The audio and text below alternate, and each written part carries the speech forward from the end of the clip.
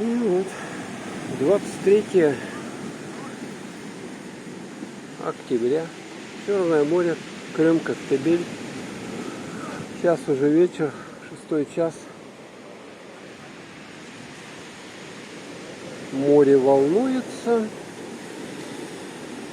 Так вот штормит.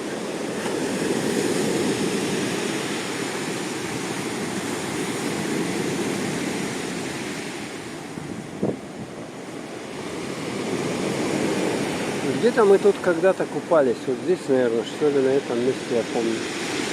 Сейчас, естественно, тут народу совсем никого нет. Ну, кроме некоторых людей. И собак. Множество собак.